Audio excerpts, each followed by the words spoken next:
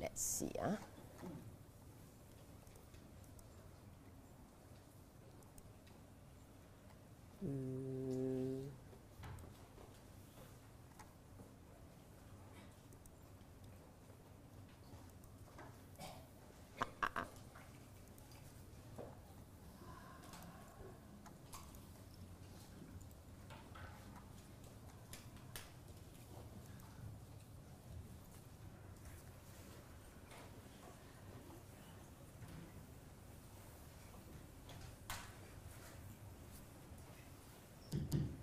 Relative to what we had yesterday, how many of you were here yesterday?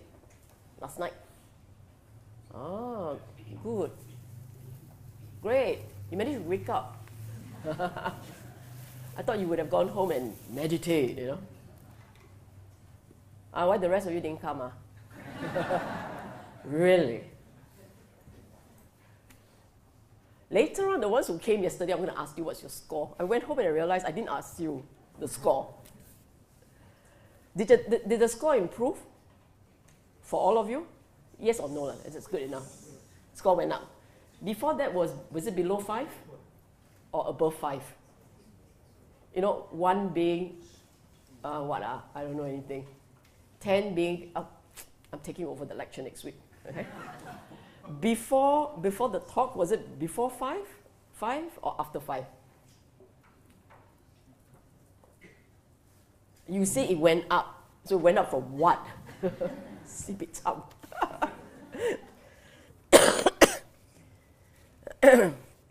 Okay, cannot play too much. Today we have, what, 1.5 hours?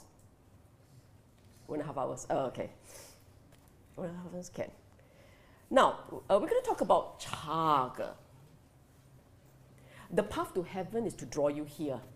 Caga is the real talk. Okay? Caga. Do you know what Caga is? Caga? Caga? Generosity. Okay? Translated as generosity. Does it sound familiar to another word? What's that word? Allah, I knew. I know. You all know Dhamma. But less familiar with Caga, isn't it? Similar, but not identical. They're not identical. Dana can be used as a verb or a noun. A verb, it would be to give. A noun is giving, right? Caga is a noun. Only a noun. It doesn't have a verb. Caga is generosity, the idea, the mental state of generosity. Dana is the act of giving. The act of giving. Caga is a mental state, a mental state. What's the difference? You can be giving something without caga in there. So you can be doing dana, but there is no generosity in your mind. But if there is the mental state of generosity in your mind, I forgot to click. If there's a mental state of generosity in your mind, for sure, the instinct that arises in you is, I want to give something. Get it? So, the important teaching here is the mind. What is in your mind when you are giving something? What is in your mind when you're giving something, okay?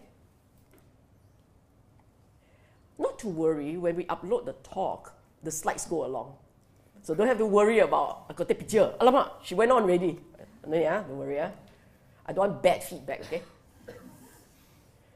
Now, we're going to talk about how the Buddha described Caga. This is in Anguttara Nikaya. This was his definition. I will give it to you. Can you see the words?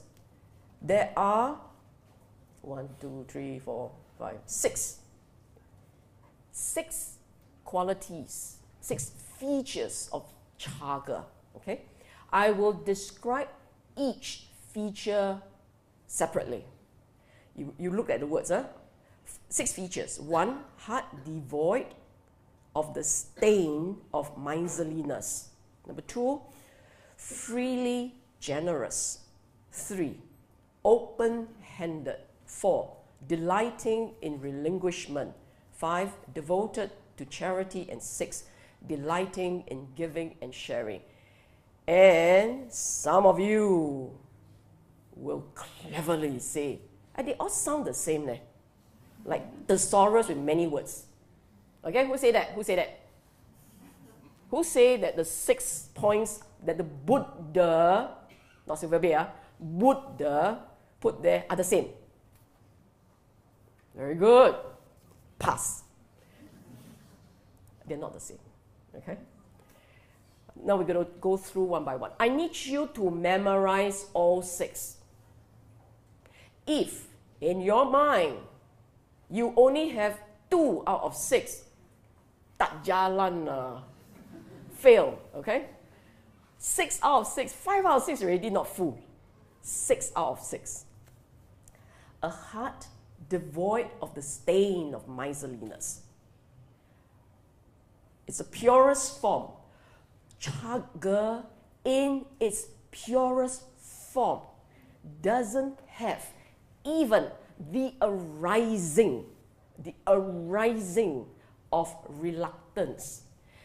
Therefore, if you are a practitioner or you are very serious about practicing Caga, you have to watch your mind. If there is even one drop, I use the word smudge. You know what's a smudge, right? If you're not picky and you're not OCD, you can't even see the smudge, okay? A smudge is so subtle. For you to be able to catch that, your mind has to be very sharp. And what are you supposed to catch? You are to catch the arising of an unpleasant feeling. Very subtle, unpleasant feeling.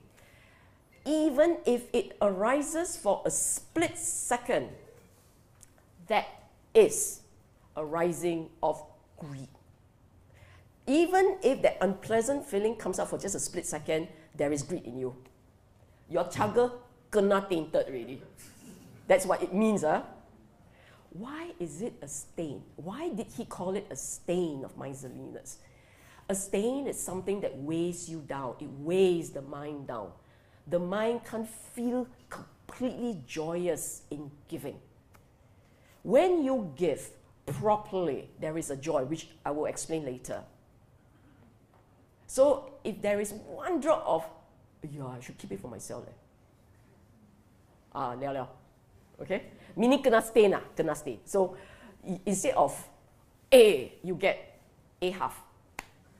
Depending on how big your stain is. The next one. Freely generous. You notice I never use the Pali word, but occasionally it pops up. In this particular one, I want to introduce you to the Pali word Mutta Caga. Mutta means free, to be free. Literally untied down, unbonded. Free, okay? Now, you tell me, why would your mind suddenly feel tied down? Why would it feel not free, shackled? Often, it feels shackled when it thinks too much. What am I supposed to do? How am I supposed to do it? What are the rules? How do I follow? You know, you have rules and regulations. Remember, sometimes when you do Dhamma and then you are told, oh, you must do it like this, and you must do it like that, and you must lift the table and flip the chair, you know, that sort of things. When you have rules to follow, what happened to your mind? What happened to your mind? Hello, it's written there. It doesn't feel free. Okay? And this is very interesting. Don't you think it is very interesting? You never knew that Caga got so many definitions, so many features. That's what he said. It feels free. It doesn't hold on to anything. It doesn't think so much. And therefore came this point. When you think, when there's thought construction, somehow or other, every time you think, every time you start thinking, somehow or other, it will drift back to the I. Somewhere, somehow, it will drift back to what's in it for me. What am I supposed to do? What am I supposed to do? Am I doing it right? Is my Caga better than yours or not? Oh, sorry, my gift, my Dhamma better than yours. You know, that thing. As long as the I arises, that's it. Caga kena stay. Ayyo, so tough. And this is only 2. 4 more to go, okay? So, bottom line, when generosity is pure, it doesn't think too much. If you find yourself thinking, cut the thoughts, stop the thinking, feel the joy, give. Okay? Next one, open-handed. It means no discrimination. You see, the problem with us, the human mind, is it's programmed to protect itself. It's programmed. It is programmed to protect itself, and by extension, the people that it loves, the people that it likes, the people that it sees as no threat. In fact, the people that it knows will help it. Okay, that's how your mind works. It's not your fault, it's like that. Okay? Therefore, you will discriminate. In the world, you will discriminate. The instinct is to discriminate. That's why it doesn't matter where you're from. There will always be them versus us. There'll be the people you like and the people you don't like. And I said, people you love, you Caga until the zenith degree. Infinity Caga. Some of you, not all. People you don't like, excuse me, 10 cents, sorry, don't have no change. Okay, you're more Caga. But we discriminate according to our feelings. We discriminate according to our perception. Again, it's thinking, isn't it? Some degree of thinking. Feelings, perceptions affect generosity. So, when the Caga is pure, it doesn't think, it doesn't look at the feelings, it doesn't identify and put label, it just do. Okay? Next one. If you think you're learning a lot from this, you ain't seen nothing yet. This is very interesting. You sit down and think really hard, a lot more things come out in the mind. Delighting in relinquishment. It's the joy that arises when you give up something. And I say that, it's counterintuitive. Why do I say that? You will say, why you say like that? Don't you, if you look at your mind, right, and I call it retail therapy. If you look at your mind and you feel down, you feel a little down today, I'm feeling a little down today, let's go shopping. Do you say that? Not that you're going to buy anything, let's just go look at something and maybe we'll buy something, and when we buy something, we're happy. Huh? Yes, yes? Okay, the guys don't need to answer. Because when the girls go shopping, they feel depressed. Caga hurts the pocket. Okay, yeah, yes, true. Some degree, to some degree. So therefore, we have learned, this is learned behavior. We have learned that accumulation is delightful. Now for those of you who came last night, delighting? Accumulation is delightful, okay? But here the Buddha say, giving up, letting go is joyous. I didn't say delightful, I say joyous. There's a difference. So what must the mind do? When it's automatic. When you are able to really let go and give up, the joy is spontaneous. It comes on its own. For those of you who have never experienced it before, afterwards, donate generously. BF donation box somewhere there. Feel the joy as you put money in and continue to put until the joy dissipates. Okay? Mind must register joy that arises when letting go. And if you find that the joy is not arising, put more. And the last point is important. The stronger the joy, the more powerful is the mental energy of Caga. Do you know that? definitely afterwards one queue will form. And dong, okay, dong away. Please dong away. This is very important, last line. If you truly give with all sincerity, a joy arises. Spot it, recognize it, know it, cultivate it. Okay? I'm not preaching generosity for generosity's sake. I'm not doing that. Later on, I'll show you the importance of this mental state. In fact, I dare say, without Caga, not possible to enter the stream. I dare say, I'll show you how it works. Okay. E. Second time I'm introducing a Pali word. It's been translated as devoted to charity. Okay? The word, this is not the meaning. Yaga Caga has two meanings. Sorry, this idea, Yacha Caga, Yacha Yago.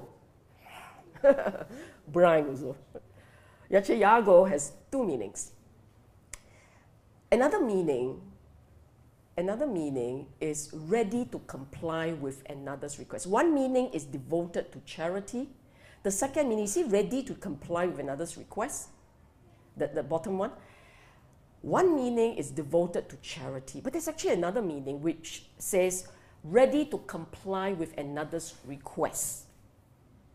That's another meaning for this word. Yacha Jago. Yogo. Yacha Yogo. Okay, there are two meanings. The first one that says devoted to charity, the idea of charity is someone is suffering, right? Because someone is suffering, it will trigger in you the sense of compassion, karuna. It is the compassion that prompts you to want to help. Get it? That's the first meaning. But the second meaning that says ready to comply with another's request, you think about it. Someone comes to you and said, could you help me? What would you say? Yes. But there were also times when you will say, no time. Yes? Sometimes you say yes. Sometimes, depending on your state of mind, your mood, you may or may not say yes. Karuna, you will say yes. In other words, when you perceive suffering and you feel another's suffering, because the first point that says devoted charity, it's about karuna. And because of that, you will say yes. Someone fall. Sorry, I very busy. You keep yourself up. No lah, someone fall, go help. What's your problem? Someone say, I haven't eaten in 2 days. Sorry, I must go to work, I need to eat. You take a bit lah. You will say, okay, sure. Yeah? But when someone asks for help, in fact, they may just ask for a request, could you do me a favor? Then you may or may not say yes. And that really depends on feelings, mood, and relationship. I like you a lot. Anytime. I really don't like the person. I'm busy. Boss called me. That sort of things happen. Your mind doesn't naturally comply, oblige. Pure Caga, when your generosity is for real, if it's a mental state that arises easily for you, then anyone that comes along and asks for something, you will find yourself ready to go along, ready to offer help. For those of you who are beginning to wonder about this, you now know your Caga 有限 has limits. And you never know how low that limit could be. This is your test. This, for you, must be understood as your test. And for those of you who say, yeah, well, but people take me for a ride. Now you are thinking too much. Refer to point 2, B, earlier. When you think too much, the mind's not free. That's why your Caga, lao huang. Come for my class, you learn Teochew, Hokkien, Cantonese, you name it. You get it? Can you see now how complicating, not complicating, how complex this is? Cannot think too much, feeling must not come in, perception labeling cannot come in, people ask must do. Wow, that's very difficult. What you think? Powerful mental state. It's like that. Embedded in this feature is metta. If you have metta, for those of you who say, don't know why my metta meditation really not very good, doesn't really flow, but Caga not enough. Actually, if you really have Caga, you will have metta. That's what it is. Okay? So pure Caga, I repeat, pure Caga will respond kindly and positively to any request that I put in within reason. Therefore, us only lah. And as you become more and more Caga, your reason become bigger and bigger. It's okay, sure, no problem. You get. It's because it's you. There's still an I somewhere. The last one, okay? A joy that arises from the simple act of giving and sharing. What's the difference? You see, here it says delighting in giving and sharing, right? And the other one is delighting in relinquishment. The earlier one was delighting in relinquishment, delighting in letting go. This one says delighting in giving and sharing. So what's the difference? The difference is in the source of the joy. The first one, the joy, is derived from the letting go. In this one, the joy is derived from another's happiness. Someone else feeling joyous, you feel joy with them. Therefore, it's empathy. This is the third Brahma Vihara feature that arises in Caga. Okay? So what does it mean? What's the bottom line here? The purest form of Caga is non-discriminatory.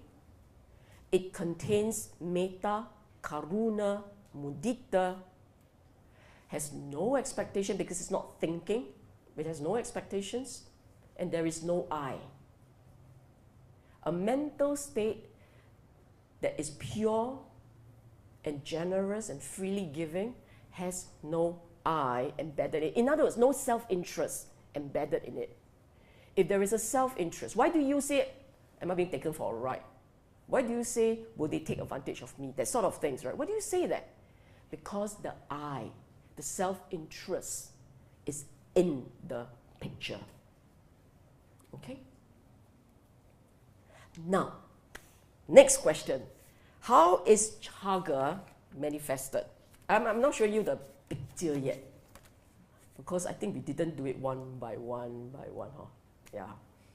You see, my PowerPoint skill is so limited that I am more fixated about making sure that everything is there than producing animation of the first order. Actually, no order. There's no animation. Manifestation of Caga. Now, let me explain. Let me ask you, when I say dana, how is dana manifested? How is dana manifested? How do you see? How do you know there is dana? How do you know that there is dana? Sorry? Yeah, correct. There is giving, right? There's a give being transacted from here to there. How is Caga manifested? Same question. There is giving. Yes? Correct or not? No, so everyone's so cautious. Why? Before the start of the talk, if I say, do you know Caga? You know, Caga is something like dana, and then you, hey, I know. Okay, how do you see and judge? How do you know Caga is there? How would you answer? The joy in the giving, okay, which is very good. Very good. You learn so fast. But the joy is in you. If I'm aside looking at you, how do I know that there is Caga? Actually, it's the same thing. It's a physical manifestation of sort, right? When there is a gift being passed, hey, I buy you something. Hey, I got you something. Something like this, yes? Yes or not? Yes. Maybe my question not obvious. Which part of my question not obvious? You somehow come to expect that it has to be a chim answer. No, simple. Can you give me example of Caga? Example of Caga. Can you give me example of Caga?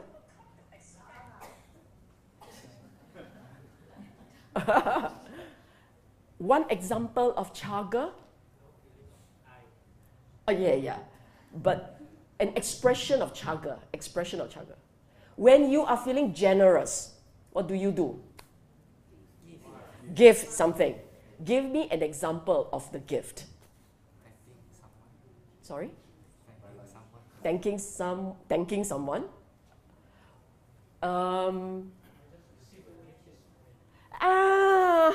I like you so much.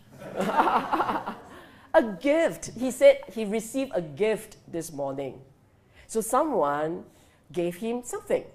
He feels the generosity. Yeah?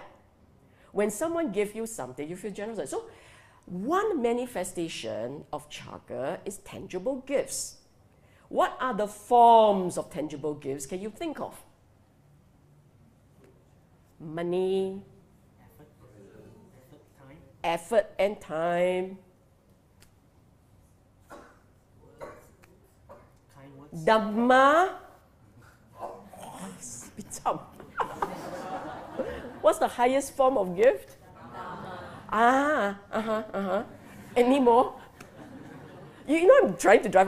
Yeah, give you the answer. Yes, there. See, can't even get one. I was hoping for one at least, or two. It should have been one by one. Can you all hide the third one first? The first one, now let me explain. This is very important. When you see someone giving money, offering gifts, doing donations, school, books, time, even time and so on, when you see someone giving gifts, you will say that's Caga, right? When you feel generous, what do? You give something. Whether it's tangible or intangible, you give something. Yes? Simple enough, okay? Then I said that basically, if you look at your own mind, and you see your mind letting it go, that is Caga. If you find your mind holding on to something, and then when it is prepared to let whatever you're holding on to, if you prepare to put it down and say, it's okay, I will share. That arising of, it's okay, I will share, that arising is Caga. That mental state is Caga. How it is manifested, how it is seen, depends on the occasion. So it can be all the tangible ones, like the money and the property and the assets and the material thing, or even Dhamma, which is said to be the highest gift. That is also a form of Caga. And your organ donation, your blood contribution, all these are expression of Caga at one level. But if you're a very busy person and you have a lot of things to do, you have a lot of self-interest, eating into your time becomes more painful. Yes?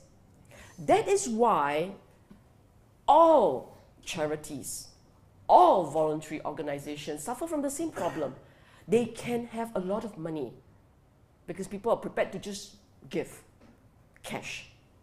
But they have problems recruiting volunteers because time is 24 hours and not everybody It's prepared to share time. Get it? That's why it's the second level. But if I put it to you, furthermore, not just time. Someone is crying. They are in a lot of pain. But you don't like the person. You think the person is just calling for attention. Because your thoughts, down label and feelings and all. And then getting you to just give a bit is very hard. Yes? You look at your own mind. I'm saying that when you are prepared to set aside your own self-interest and give something that you value for another's benefit, that mental state of prepared to share, that mental state, that's Caga. Okay? That is a manifestation of Caga. You want to know how generous you are?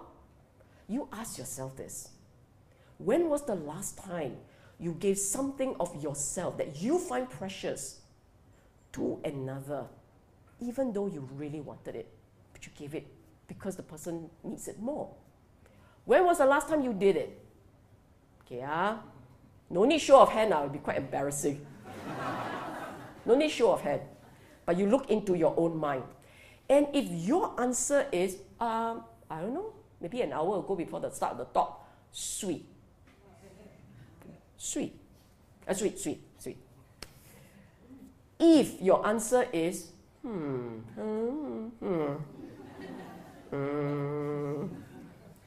when? Problem. You see your problem? The Caga is not strong. The Caga is in a fledgling state. I mean, very weak. But the last one, very few people can do it. Ready? You quarrel. I'll give you an example. You quarrel with another, your wife, your kids, whatever, your mother, whatever. There's this quarrel. Face, pride, ego, all on parade. Catwalk. Both sides catwalking away. Now, Caga is when you let go. Not at her. You let it be. Don't anyhow let go. My teacher said must let go. So I let go at you. No, that's not what I meant. I meant to let it be. To put aside your own pride and say, I will reconcile. I will let it go. You will be surprised. That is also Caga. It's a generosity of spirit. Can you see the Buddha's sixth definition? You remember? If you apply the sixth definition into what I just said, does it make sense? It's a form of letting go. What are you letting go? For the longest time, your understanding of the word Caga, generosity, dana, for the longest time is material, tangible or intangible. But do you now realize why Caga is such a powerful force, mental state, such an important mental state? You talk about letting go of craving. Hello, can't even let go of face. We haven't let go of I don't know, time. Mati go biao cannot let go. It's my time, my time. Oh, labor all gone. Every second will drop off. The mind part gone. But can't give. So you look at your own mental state. Look at the mind. How the mind is prepared to drop, to allow someone else to benefit from it because he needs it more. Do you have the kindness and the giving heart to say, okay, you have it. It's okay. I'll just sit with you. You put yourself aside, You put the self aside. Now, can you kind of guess why when the Buddha, in his time, when he was teaching the lay people, on a structured learning program, the Buddha's learning program. Have you heard of it? Gradual learning, gradual teaching. What did it start with? Dana. Then we'll say, oh, Buddha says you all must give things. No. Buddha says people must let go, right from the start. Dana, give up. Give to someone. Allow the mind to give up. Let go of self-interest. Of course, you must start gentle. Let go of cicak, 10 cents. Let go of negak, 20 cents. And then you work your way to, now you let go of the extra food. And then you let go more and more. The parts where you're prepared to sacrifice the 10 cents, the 20 cents, you're prepared to sacrifice. But eventually the face, the eye, my interest, you have to put it down. Okay? Aiya, talk so much, they're all here. Aiya, you read. Just read. This is what happens when you talk faster than the slides. Okay, move on. Read fast, okay? Two kinds of giving, the material giving and the giving of Dhamma. This is the easy one. This is the material one, okay? Material dana solves an immediate need and want. Why is Dhamma, this is good. Why is Dhamma considered the highest form of giving? This is dana, giving. Material dana solves an immediate need and want. The relief is temporary. If you have the true Dhamma, it could lead to a realization of a way out of dukkha. The one who teaches the Dhamma is therefore the giver of the deathless. This is what the Buddha said. In quotes, means it was said by the Buddha. The relief when one realizes Dhamma is immeasurable. The impact felt for lives to come, your lives to come. Okay? So the intangible expressions of Caga,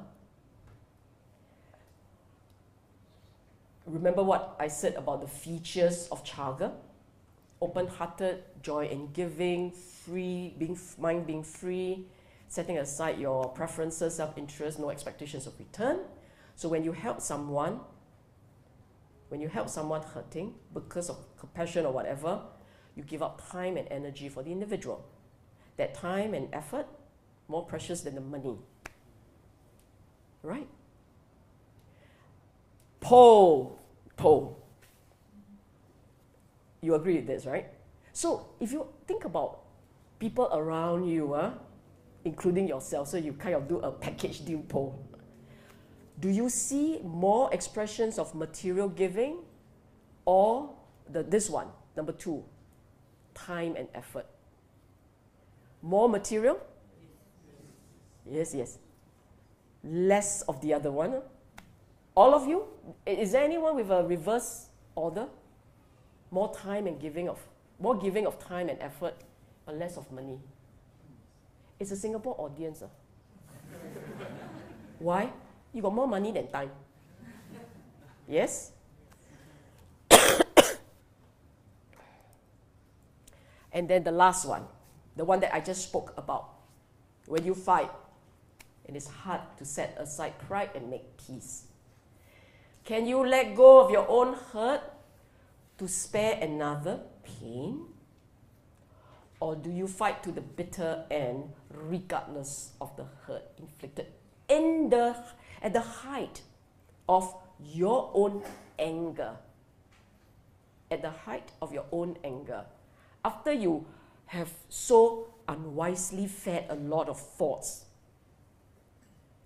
and built the momentum into a colossal boulder, it's very hard to let go. You can die. Isn't it?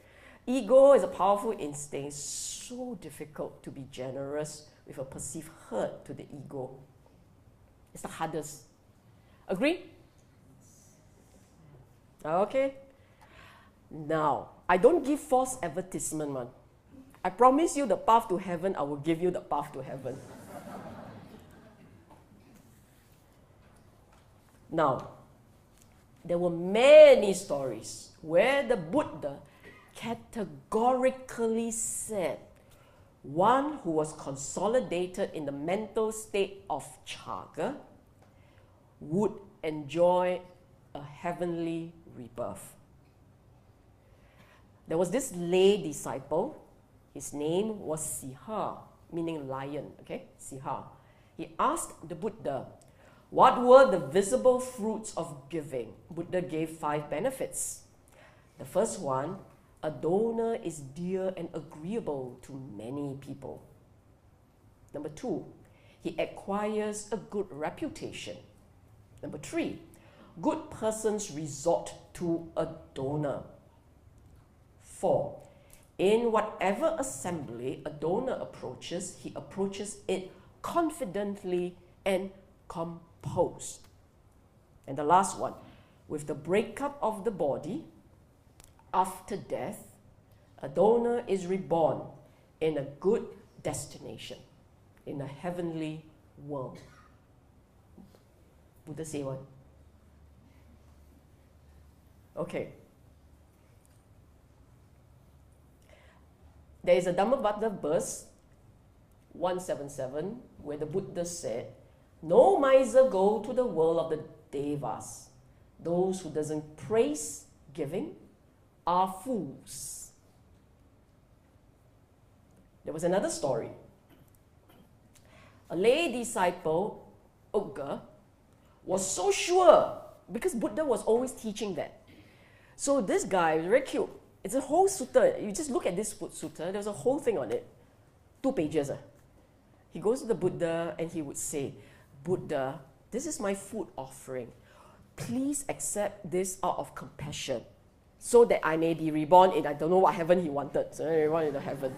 Every time he gave a dana, he would say that, Buddha, please accept this robe out of compassion for me so that I may be reborn in don't know what heaven. It's the same. He never changed his mind. It's always the same heaven.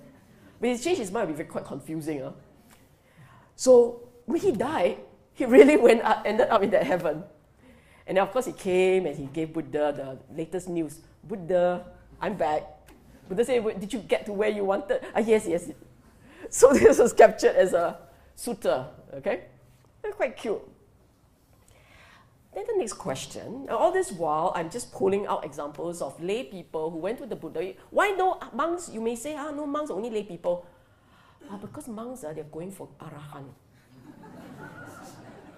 It's the lay people who are going for the consolation prize. Okay? So just let you know lah. So if you want to go for the first prize, we all like first prize. Right? Who wants consolation prize? You all want consolation prize or not? Your answer should be, got something better than nothing. Hey, practical. No, Buddhism is very practical. Okay. How does it work? Let me just explain this. We all learn about the last thought moment, right? That the moment just before the body dies and the mental energy got evicted from the body. At that moment, it will take a rebirth. The lighter the mental energy, the happier, the lighter, the more peaceful, the calmer, the brighter it will lift. Light floats, heavy sinks.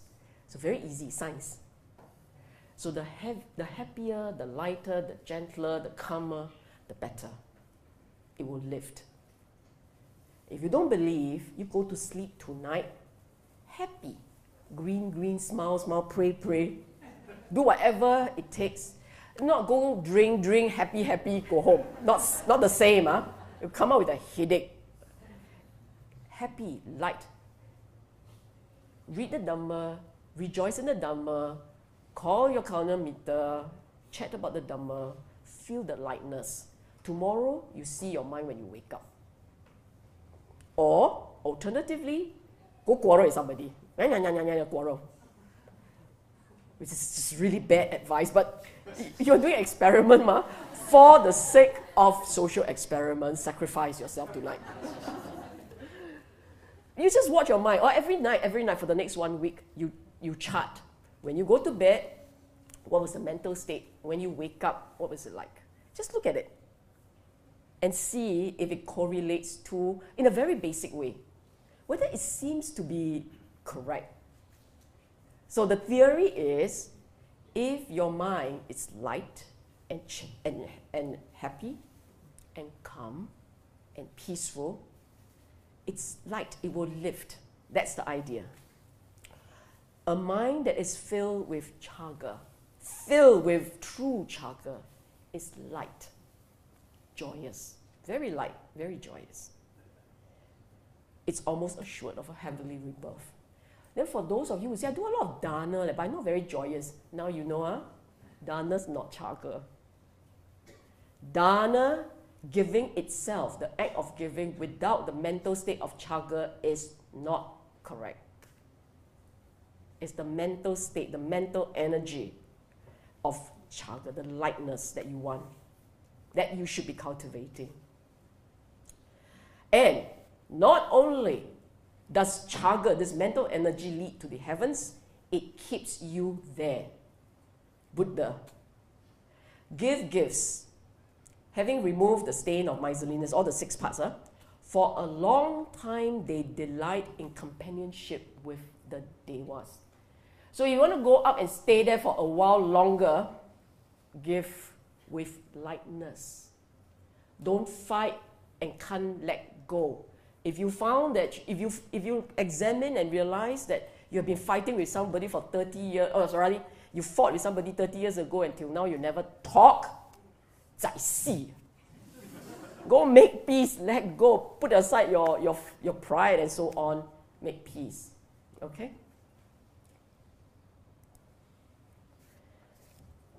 This is important. Read this first. Since they give while settled in unrighteousness, having slain and killed, causing sorrow. In other words, if you give, if you think that giving is it, but you had always been a nasty person, mean, nasty, you kill, you do bad things, akusala things. Your Caga not worth even a fraction of a gift from someone else, meaning someone else who is a good person. The gift is better. Buddha said, this is from Samyutta Nikaya. SN means Samyutta Nikaya. Oh, this is a different point. The earlier point, the previous point was, if you give, but you're not a nice person, the gift kena devalue. Because your mind is stained.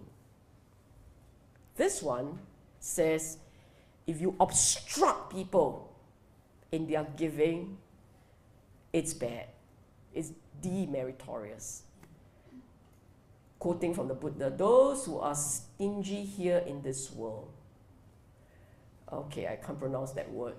Nigadi folk, revilers, people who create obstacles for others engage in giving alms, they might be reborn in hell, in the animal realm or Yama's world. If they come back to the human state, they are born in a poor family where clothes, food, pleasures, and sport are obtained only with difficulty. What does it mean? You see, why would you stop another from giving? Why? Why would you do that? It is not even your money. This is the first level giving. It's not even your money, but you tell people, hey, don't give, don't give. You're wasting your money. You damage the mind, you damage your mind. Okay? Because why would you say that? There is the stain of lobha, dosa, moha in you. You will only try and stop another from giving when in your mind there are that 3 fellas. Greed, anger, ill will, and moha, ignorance, foolishness. If you don't have these three, you're not likely to be standing in the way of someone trying to be generous. Because when someone is trying to be generous and your mind is just as generous, what you will feel is joy. You wouldn't feel resentment, suspicion, skepticism. These are all the negative mental states. You will only feel joy. And I know what someone amongst you here will be going, like that a bit naive lah. Yeah. Again, you're thinking too much. Thinking too much. All these thinkings stems from the self-interest. Do you think you'll be thinking about someone cheating you and so on and so forth if that fear of being taken for a ride was never there in the first place? On what basis do you say someone is cheating you? Mere suspicion? Why would that mere suspicion arise? Because of your own greed. So because there is greed in you, you already assume someone is being greedy. If there were no greed in you to begin with, it's very minimal greed in you. If there were very minimal greed in you, it would never cross your mind. Someone is out to cheat you. Do you see that? This is karma. The mind shaped in a certain way because of all your assumptions and experiences, your conclusions from your experiences and so on and so forth. The neural pathways are formed in a certain way. It reacts instinctively. When it reacts instinctively and the thought pops up, your mind will say, must be correct, must be careful, this is the prudent things to do. But you don't realize that that's unwise, because what you perceive as prudent sits on self-interest. Myself, I protect, so I guard my back, my front, my side, my rear. You guard yourself like a stone, no? Where does a stone go? On the ground. The stone can't levitate, leh? You see that? Okay. Now, proof in this life, sorry. I said earlier, no Caga, bye-bye to spiritual enlightenment. Buddha Kong. Without having abandoned these 5 things, one is incapable of entering and dwelling in the first jhana. What 5? Miserliness with regard to dwellings, to families, to gains, to praise, and to the Dhamma. Miserliness. You are stingy about This is because he's talking to monks. The monks were the ones trying to do jhana. So you are stingy about, what do the monks have? Dwellings. Where they sit, where they sleep, those are the important thing to them. For you, you have your own bed at home. But if you are in the homeless life, you choke a spot. This is my spot. Over this spot got no bird. Nice shelter. Nice shelter, no bird. And near to the lake, cool water. I also choke the lake. This is miserliness with regards to dwelling. To families, this is not your families. The word here is with the IES. Many families. They are sponsors. I choke the people who dana me. I don't share with you. Because if we share, I don't eat a lot. Right? The family comes and they dana 5 dishes. 3 of us eat each one 1.5 dish. See that? So it is about my comfort, my livelihood, and then gains. I don't know what gains these are, material and spiritual perhaps. Praise. Praise is important for people. People want to be praised. Who wants to be blamed? Who don't mind taking the blame? No lah, it's just human, self-interest, self-protection. And even the Dhamma. Then you say, well, why miserliness with regards to Dhamma? For those of you who have gone for retreats, or for those of you who have read a lot, or for you taking Dhamma exams, Do you find yourself sometimes feeling a little, I don't want to share. I share, then they know, right? I don't know. Do you have that? Never take exam, don't know. If you find yourself hogging your notes, hogging your knowledge, don't share with others because I must run for the enlightenment first. 5 of us meditating, I must go for the jhana first.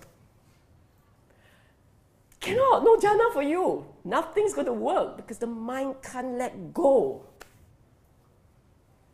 Okay? You want to practice, you want to walk this path. I already said last night, you think so easy. You overcome your bad habits. As long as you hold on to the I, the mind, the self, it's going to be very tough to move. Remember, the rock can't move on their own. Holding on to something is going to add baggage. It's not going to move anywhere. In fact, it will just grow bigger and bigger, heavier and heavier. It's not moving anymore. So you can't even do jhana, let alone enter stream. Without abandoning miserliness, one would not realize even the fruit of stream entry. So you may learn the path, maybe because he said the fruit. So I'm guessing that maybe you can learn and you understand, but you never really taste the joy of being in that state, the Sotapanna state. You never taste the joy of the realization. Okay? Jialat. So somber. There's one more slide. I'm going to ask a question before I throw up the last slide.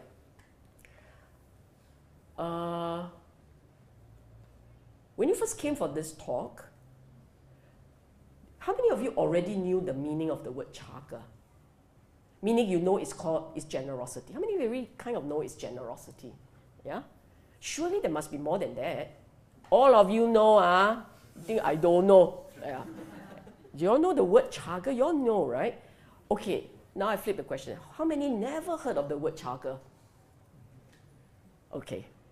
The ones who kind of already knew the word Caga, with all these information, is it different from what you assume it to be? Now I throw you that last slide. Caga is not as simple as you assume. And it can be demoralizing to realize that we have not been as Caga as we thought we were. Especially not when the I is in full throttle.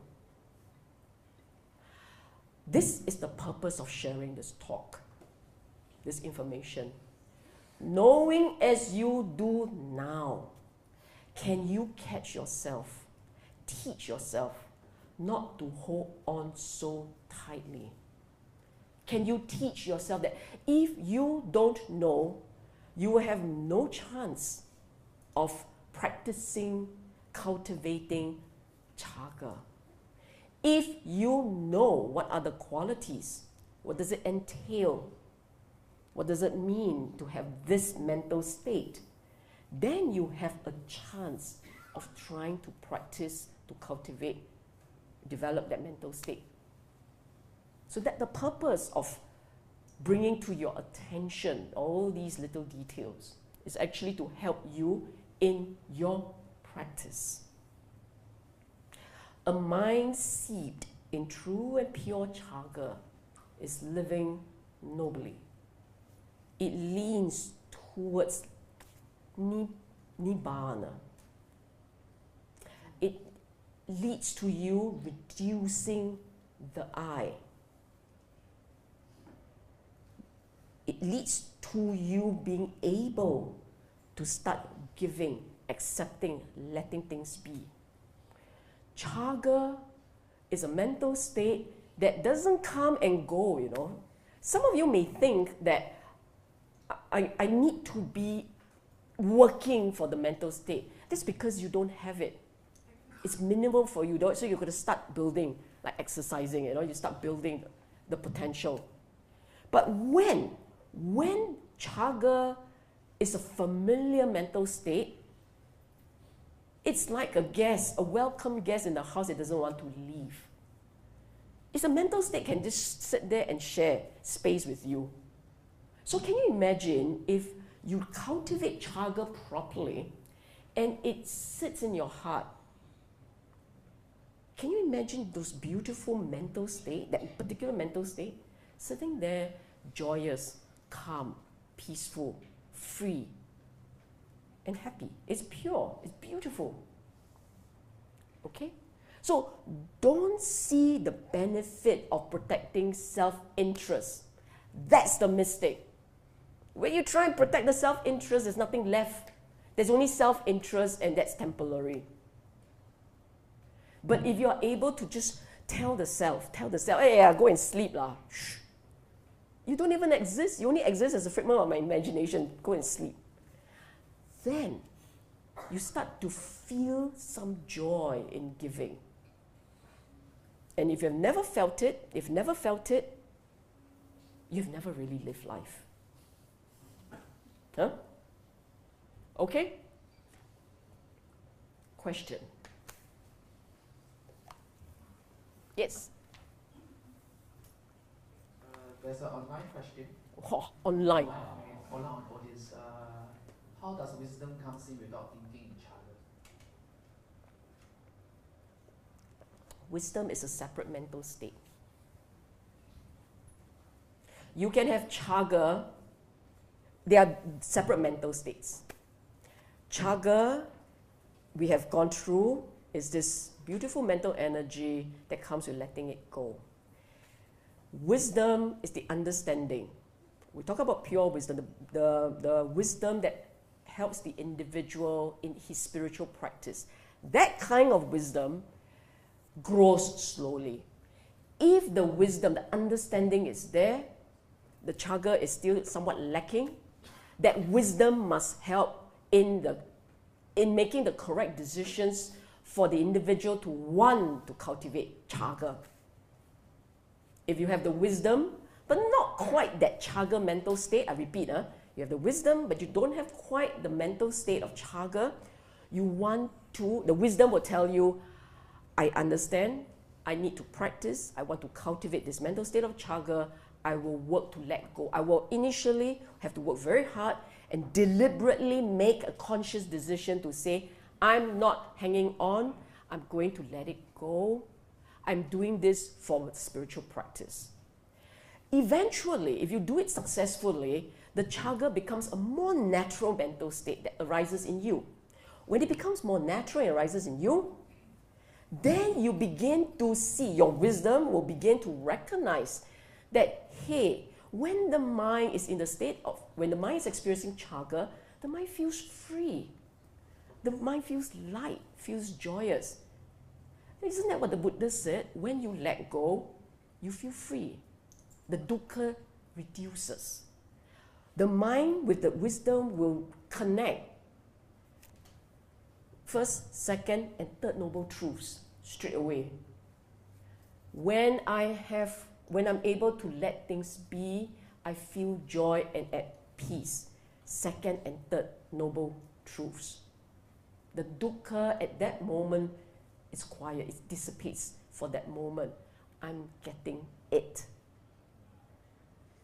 So two separate mental states can work together, but they are developed separately. Okay? iPad says yes. Okay, got it. Next. Next question, please. I will pass the mic.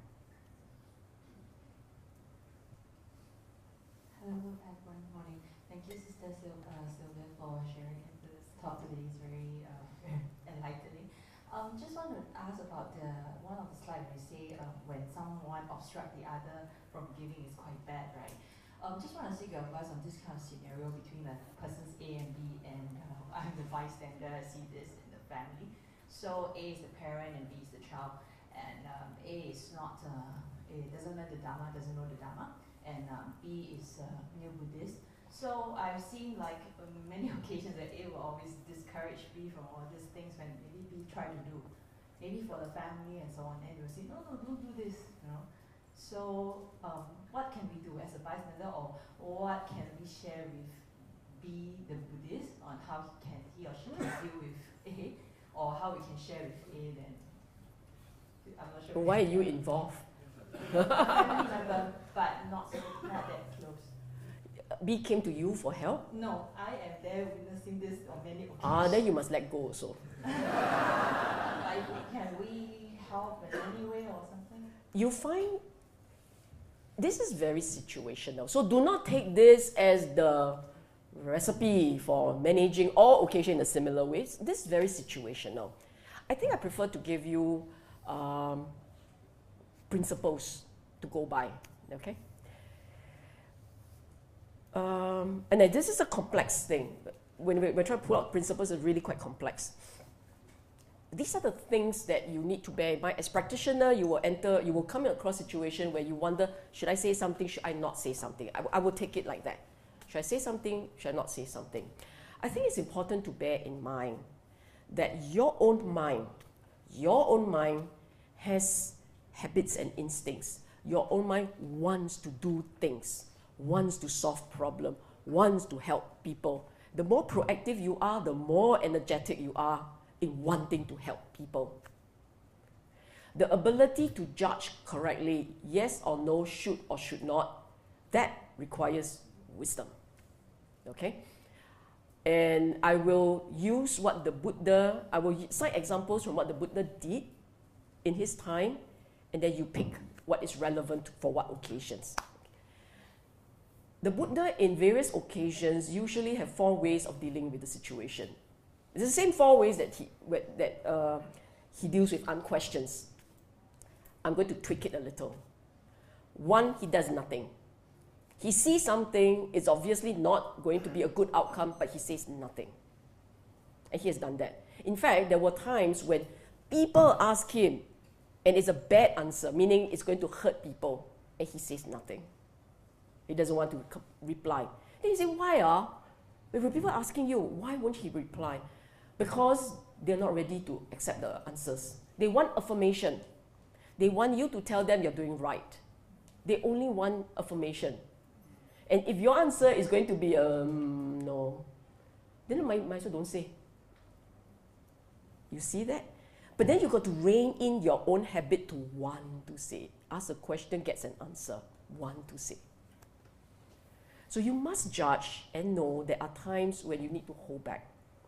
The second type is when he voluntarily he provide long answers. Long answers to a question, and he gives long answer, or in a situation when no one asks him a question and he gives the answer. For instance, you know the story of Sigalowada, right? The guy was just praying in 6 directions. Bow, bow, bow, bow, bow. Buddha could have just, and walk on. But he didn't. He stopped, he looked, and then he went up to Sigalowada and he asked, what are you doing? And the guy explained, and then the Buddha said, but that's not the right way to do it. So he offered his view to a complete stranger. When do we do that? When now I'm presuming to understand Buddha. I'm presuming. I'm trying to infer, okay? It's not what the Buddha went through and what he said. No, sorry, it wasn't what he thought. I don't know. It was not recorded. But I would think that if you look at the situation and the person obviously needed help, needed an answer, and he's open-minded, he's ready to listen, and he's very welcoming of your help. He's a good person and he needs help and he doesn't mind. And you check it out. What are you doing? Do you need help? Don't just, I know what to do, let me share with you. No need. First, test water. So what he did, what were you doing? What are you doing? Why are you doing this? Test water. If he says none of your business, okay, that's it. There will be no Sigalowada Sutta.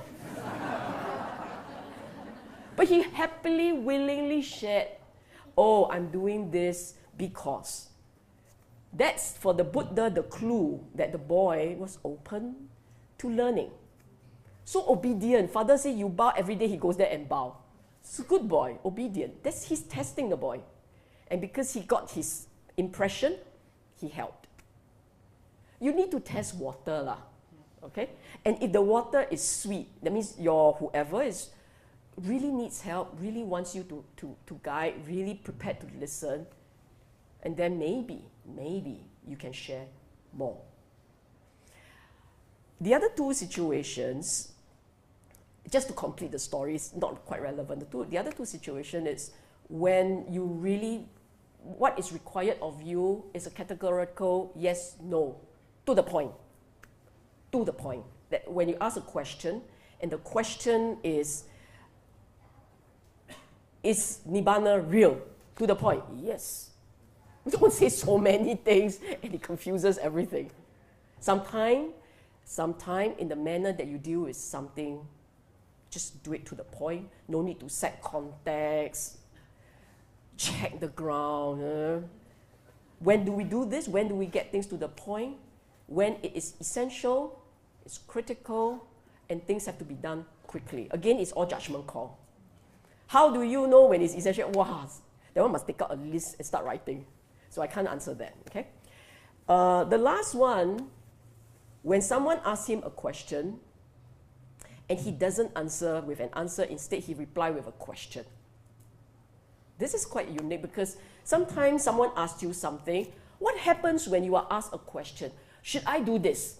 Something like that, huh? Jie, should I do this? What does Jie say? Yes. Incomplete, right? Does it feel incomplete? Why does it feel incomplete? Because really you don't know the context. Once you hear a question, you have to be very clear in your mind what was the question about. Sometimes the question is not the question. He is not asking you for the answer to this question. He's just very bad at asking questions. So his question actually sounds odd. You must listen for the meaning behind that question. Do you think I should go out with him? Your answer, yes, no? Not logically, context, right? Set the context. Why do you ask? Yes. Don't know anything, yes, no. Or don't answer. All wrong, right? All wrong choices. So situational, judge accordingly, and if you make the correct assessment of the situation, your response will be correct. So I gave you 4 ways the Buddha did. One is he doesn't answer anything, doesn't say a word. The 4th being, you don't ask also, he will tell you the details, what to do, but he has to test a bit of water. He give all sorts of details. And the other last 2, he replied with a question, or he replied categorically. Okay? All right. Any more questions? Can I just add, I just add one more point, general point, in addition to what I said. Sometimes when we are very new to the teaching and we are very inspired, we are born again Buddhists, very inspired, all ready to fight the world and spread the Dhamma. Hey, you watch yourself. You don't go spread the Dhamma when you don't really know the Dhamma. The first point in the Buddha's teaching, the first point, the first lesson way back when he started, right? He taught until they understood. Clear. Then he said, and this point I want you to bear in mind. He said, you now know the Dhamma. Now go share. 2 parts. Share it to people with little dust in their eyes. Without the Dhamma, they will fade away. They will be lost. Without the Dhamma, they will be lost. Share the Dhamma with those with little dust in their eyes for their welfare. You get the 2 points? What are the 2 points? little does for their welfare. It's not for your pride, it's not for your ego, it is not for you. It's out of compassion for their benefit. Okay?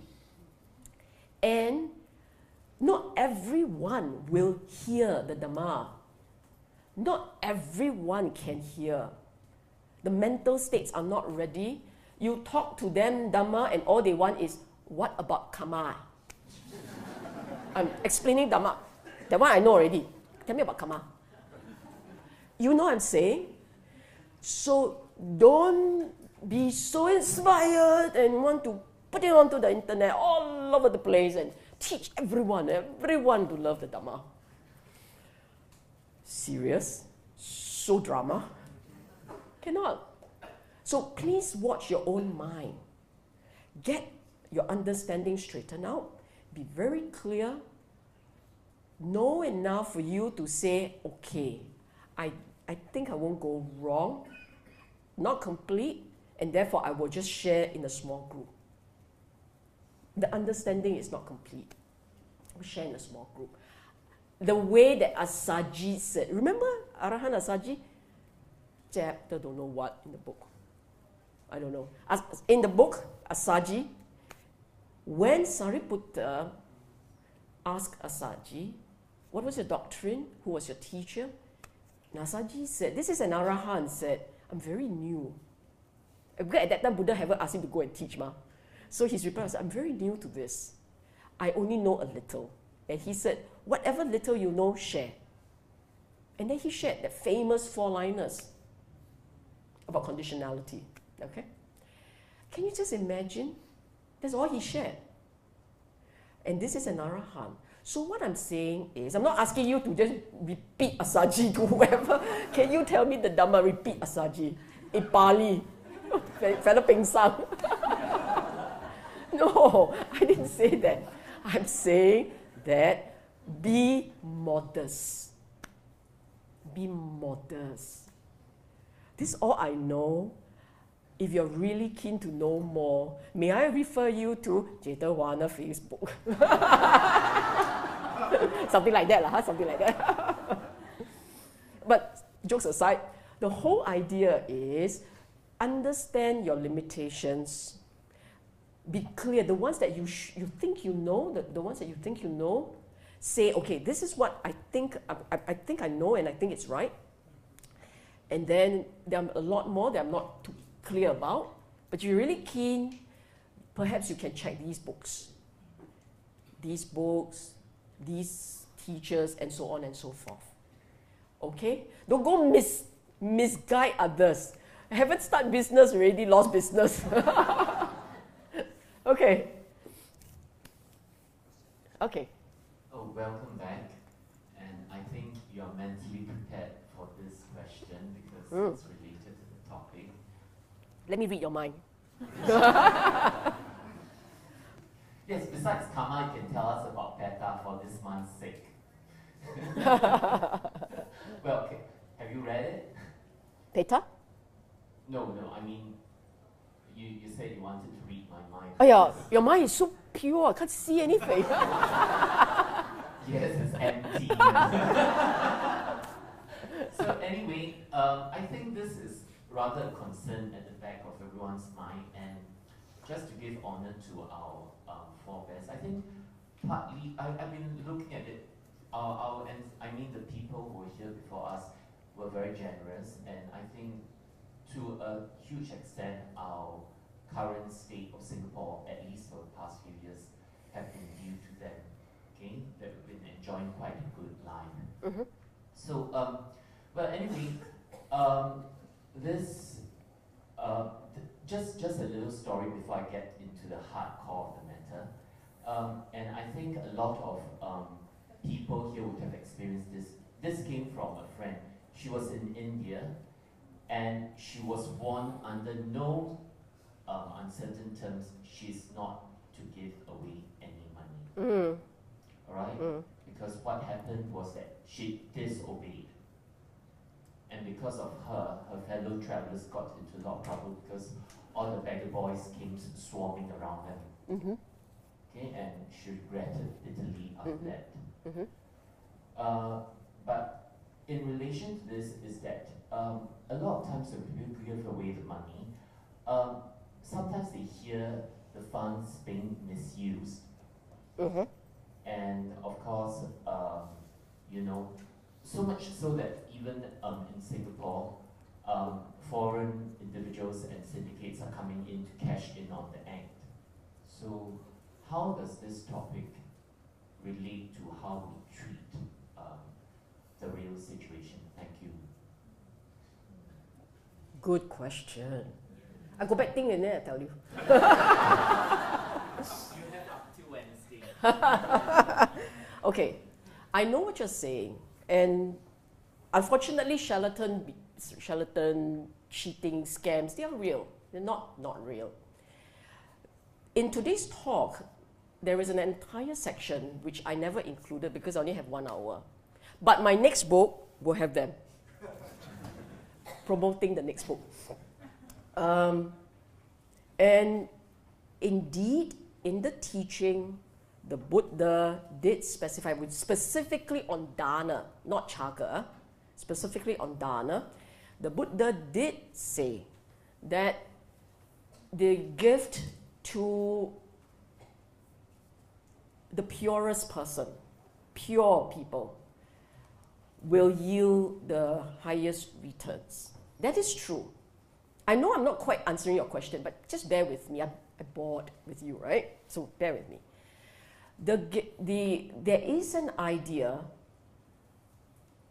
and it's valid and it's reasonable. There is an idea that even when you are giving, there will be the individuals that are worthy of the gift, and there will be people who are not worthy.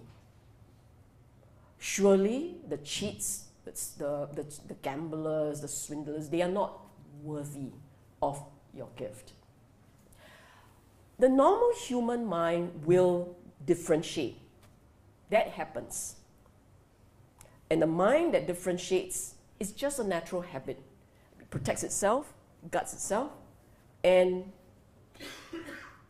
will not freely just give. That is normal. So for the individual, you do have to find that balance. What I was teaching earlier is a Caga in its purest mind, its purest state. And it's not just about giving gifts. It is about forgiveness. It's about letting go of the I. So when we talk about practicing for the mental state of Caga, when we are practicing for the mental state of Caga, it's not, don't nitpick over just, do I give or do I not? That is one small part of it. The larger part is really, do you have the generosity of spirit to forgive, to let go, to not fight, to put aside your own interests? That's actually the message. I am not saying apply this wholesale into giving the beggars of Calcutta. I'm saying look at your mental state and observe there is a difference between a mental state that is free and joyous and giving, and there is a mental state which is the regular mind that we have. The regular mind that we have will know how to protect itself. The regular mind that it has will know, if I walk down this street, the entire row of people here are in this begging business. And so do I give? No lah. That's not where to practice Caga, because these guys are businessmen. And then you say, yeah, but then you're thinking. Don't you think? You mean you don't think? And therefore you're blaming me that I am telling you to think? You will know how to plan and think. I'm telling you, for those situations you're not familiar with, you continue to do what you do to protect yourself. I'm telling you, don't apply this habit of protecting yourself and being skeptical and being negative, cautious and prudent, whatever adjective you use. I'm saying don't apply this mind to all the other situations. Because when you apply it without any discrimination and you apply everywhere, you will end up never truly experiencing a moment when the mind really feels free. I'll give you an example. For the ones who are nitpicking, will say, don't give the beggar boys blah, blah, blah, blah, okay? It's okay, fair. And then when he stand at the buffet queue, quickly grab. Same one. Can you let go? Can you let go? No. Because that same habit of protecting himself is being applied in all situations. I quarrel with you, you're my neighbor. You're my neighbor. Your flower pot on my side leh. See, this line, where's the line? In my mind, there's a line. It's 0.25 cm. You cross my line. I bet you put your side lah. The leaf fell on my side. That's the same mind. Don't let that mind go home with you. So again, back to my point to you earlier, situational judgment. Okay? Situational judgment, be wise. Be wise. Some of you may not like me saying, think lah. Sometimes must think. Actually, no lah, you always think. Sometimes stop thinking. That's what I'm saying. It's not the other way around. You will think. It's your habit. You know how to make judgment. Then you say, then someone very clever will say, yeah, but you say if you stop someone being generous, I'm stopping someone being stupid. I'm telling you, when this is a real case, when someone is in need, real need, he's dying of water, he needs water, he's dying because he's dehydrating. Hey, but then if you give him your water, then you dehydrate how? We'll find water. That's a different. You know what I'm saying. You know that the situation. You're not stupid. You know the situation. You know when it is an emergency and when it is not. Now, what about the situation when it's a fake emergency? Then the fellas come lor. Your business ah. Yeah, but I kena gullible leh. Never mind.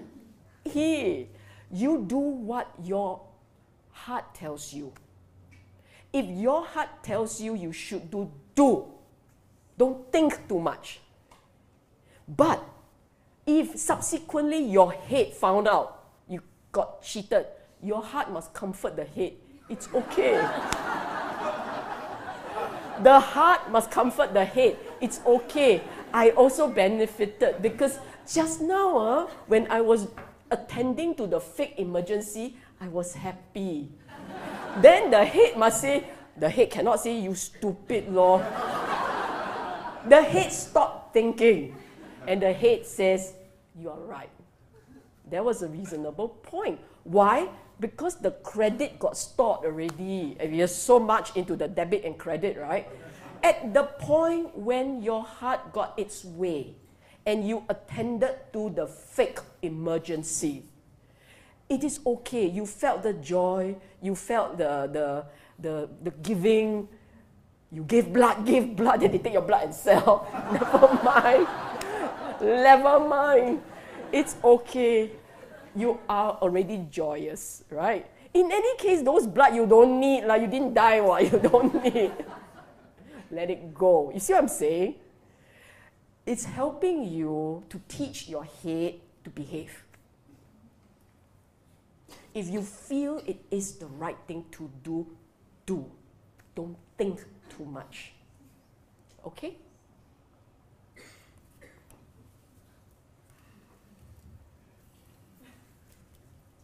Would you like to talk about that conflict? Yeah.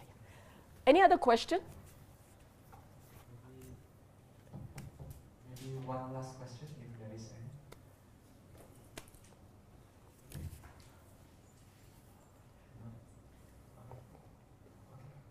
No more question, huh? We close shop.